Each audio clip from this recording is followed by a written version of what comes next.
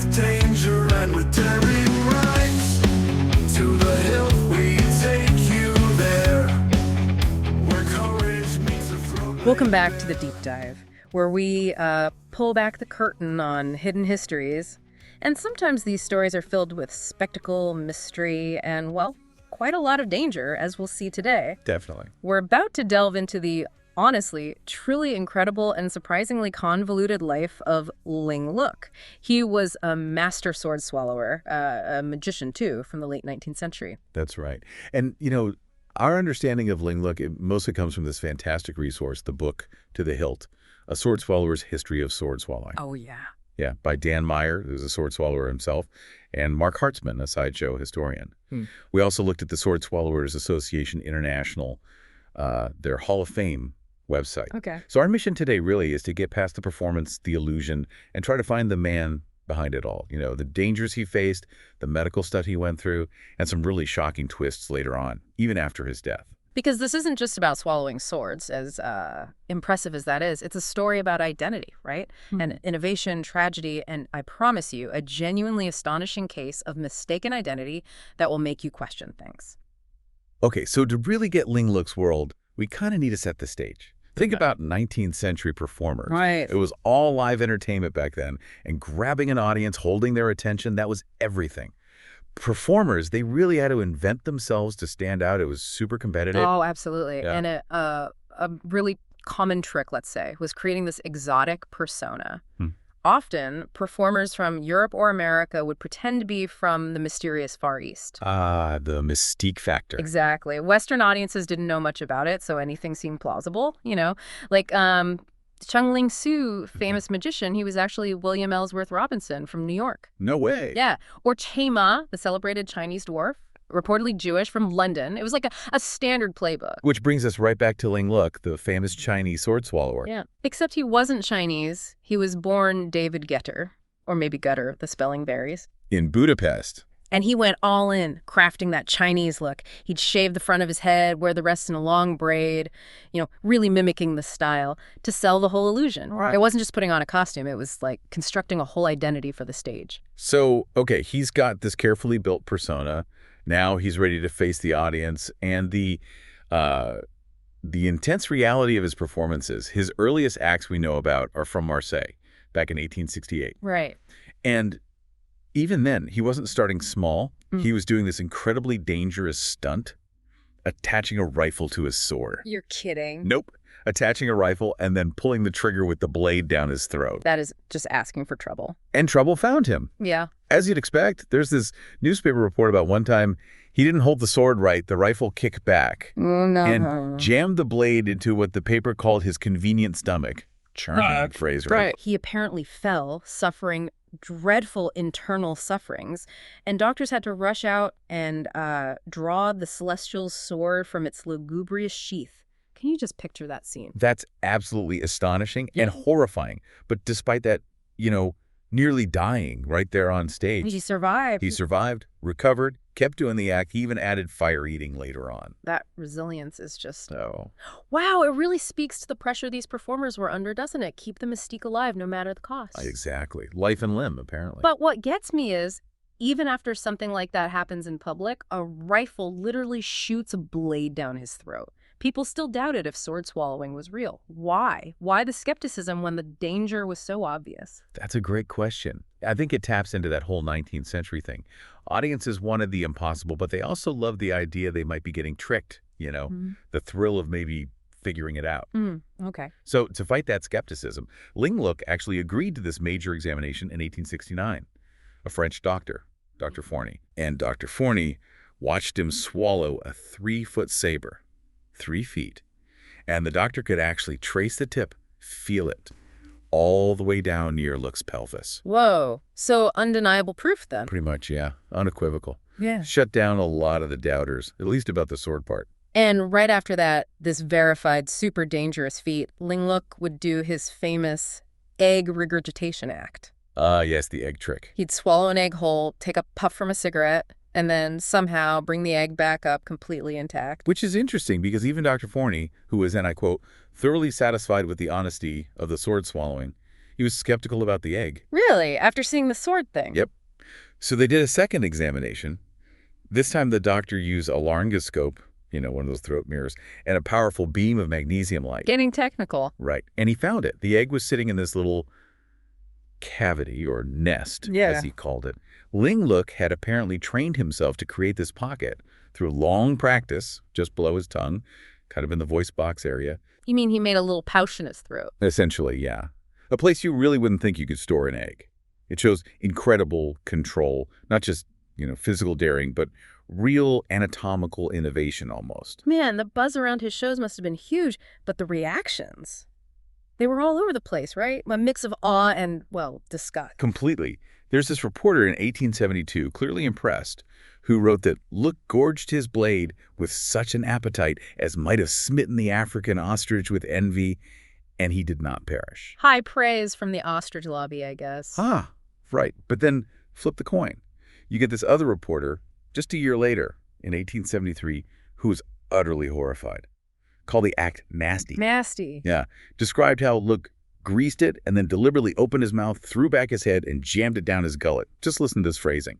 He hammered it down with a stone, past his esophagus, past his larynx, past his throat, through his diaphragm filter, and the horrid wretch never flinched. Wow. Horrid wretch. They didn't hold back. Not at all.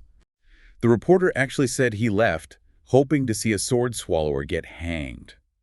It really shows you how visceral, how polarizing these acts could be. So, love him or hate him, Ling Look was making a name for himself, becoming a star. And he wasn't going it alone for long? Right. His brother Louis joined him. And Louis also adopted an Asian persona, called himself Yamadeva. Memorable name. He was known as the man-serpent, did these incredible contortion and escapist acts. Very flexible guy, apparently. So you have these two brothers, both performers, both with these constructed identities. Exactly. And then things get even more interesting. May 1876, they team up with two other performers, young magicians, Harry Keller and J.H. Cunard. Harry Keller, the famous magician. The very same, though he was just starting out then. They formed this group called the Royal Illusionists, sort of a 19th century entertainment supergroup. Combining sword swallowing, contortion, magic. Quite the show. Absolutely. And they immediately launched this huge world tour. Started in America, then planned to go global. What else was in the show, besides Ling Look and Yamadeva? Well, Keller had his flying cage trick, making a bird in cage vanish. And he and Cunard did a spirit cabinet act. Ah, capitalizing on the spiritualism craze. Precisely. Yeah. Very popular at the time. Manifestations, mysterious happenings in the cabinet. It was a whole package designed to amaze and mystify. But this grand world tour, it didn't last, did it? Something tragic happened. Tragically, no. It was cut short. They were in Shanghai, just about to head to Hong Kong. And now? Yamadeva, the man-serpent, Ling Look's brother, he died. Very suddenly, after a game of bowling, of all things. Bowling? How? Well, Harry Houdini actually wrote about it later. He said Yamadeva had misjudged his own strength, bowling a really heavy ball. Right after he threw it, he just sort of grasped his side, moaned in pain. Oh, man. Yeah. Turns out he'd ruptured an artery. Died shortly after. Just like that. It's a really stark reminder, isn't it, how fragile things were, medically speaking? Definitely. So the troupe, they brought Yamadeva's body to Hong Kong, and Ling Look must have been devastated. Understandably, yes. Deeply distressed. And according to Keller, Look shared this really chilling premonition. He told Keller, "I shall never leave Hong Kong alive. My brother has called me to join him." Wow, that's heavy. Did he? Tragically, yes. His prediction came true. Just a few months later, he developed liver problems. There was surgery, but it was unsuccessful. Ling Look died in Hong Kong. Just like he predicted. Just like he predicted. And adding to the sort of mystery around him, there's even confusion about the exact date. Keller's book from 1886 says December 1877. But Ling Look's actual headstone in Hong Kong, it says April 1878. So even his death date is a bit fuzzy. Right. Fits the pattern, doesn't it? Illusion and uncertainty right to the end. But here's where the story takes a turn that sounds like something out of an illusionist's act.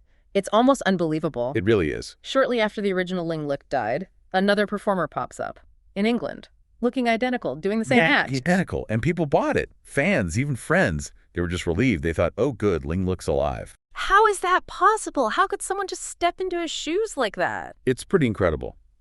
And he was good enough to almost fool Harry Keller. Remember, Keller had buried the original Ling Look in Hong Kong. So Keller knew for sure the original was dead. Absolutely. Keller wrote about encountering this imposter. Said the guy knew all about Ling Look's past life, answered general questions perfectly. But Keller got suspicious. Started digging deeper. Exactly. He started asking very specific questions about the tour. Things only the real Ling Look or Keller himself would know for sure. Yeah. Like, what month did they arrive in Hong Kong? What did the imposter say? He said April, but they actually arrived in October. Big difference. Ooh, slip up. Then Keller asked the hotel name. The imposter said the Victoria Hotel, but they'd stayed at the Hong Kong hotel. And guess what? What? There was no Victoria Hotel in Hong Kong at the time. Gotcha. The details gave him away. Totally. So Keller then apparently asked him, sort of playing along, do you think I am an imposter? The guy, probably thinking Keller was some rival performer, confidently says yes. Oh, the irony. And then Keller just drops it. I am Keller. Ooh, what did the imposter do? Immediately grabbed his hat and just left the room. Busted. Incredible story. So who was this guy? Well, the imposter eventually confessed. He was actually a younger brother of the real Ling Look. Another brother. Wow. Yeah. And despite being exposed by Keller, he just kept performing under his dead brother's famous stage name. He basically inherited the whole persona, the act, the reputation. Which brings us to the final and really tragic part of this whole saga, this imposter. His career ended very badly. Terribly. In 1882, he was performing at the Oxford Music Hall in England, doing the gun-attached-to-blade stunt, just like his brother. Oh, no, not that stunt again. Exactly. His wife was assisting him. She fired the rifle. Right. But the wadding, the packing material from the blank charge, Yeah. it flew out and struck a young boy, George Smythe, who was sitting up in the gallery. Oh, God. It shattered the boy's skull, killed him instantly. How awful. What happened to the imposter? He was charged with manslaughter. But he was acquitted in the end. The book, To The Hilt, it sort of sums it up poignantly, saying that, skilled as this brother might have been, he proved he was no Ling Look. A really dark and tragic end to that inherited legacy. Yeah. It really underscores the danger, but also maybe the unique quality the original Ling Look possessed, that perhaps his brother couldn't quite replicate, despite the identical look and act. So we've gone through quite a journey here. The creation of this exotic persona, surviving these incredibly dangerous stunts, the medical exams, the personal tragedy with Yamadeva, and then this whole unbelievable story with the imposter. And the final tragedy. And the final tragedy is just layers upon layers, a wild ride through performance history. It absolutely is. And I think what this deep dive really shows you listening, is how blurred those lines were between performance and reality back then. Right. The incredible lengths performers went to create that mystique, and just how unexpectedly history can twist and turn. I mean, multiple versions of the same person effectively existing in the public eye. So maybe a final thought for you to consider as you process all this. What does it really mean to know a historical figure, especially when their identity, even their death, is wrapped up in so much illusion and confusion? Yeah, or maybe think about how much of a performer's magic, their mystique, is truly theirs, and how much is crafted, or maybe even inherited, like in this case, just for the audience. Definitely something to chew on. And if you are as fascinated by this as we are, you really should check out the source material. Where can people find it? The main book is To The Hilt, A Sword Swallower's History of Sword Swallowing by Dan Meyer and Mark Hartzman. It's published by Schiffer Books. You can find it at major booksellers. Okay. Also, the Sword Swallowers Association International Hall of Fame website is swordswallow.com, or you can check out tothehiltbook.com and tothehilt.net for more about the book itself. Lots to explore there. Excellent. Well, that brings us to the end of this deep dive. Thanks for joining us. With every breath, dancing close to life and death, stories written deep in flesh, legends born in every test. Through history's winding path, crafted with an iron grasp, voices from a world gone past, echo in the feet they clasp.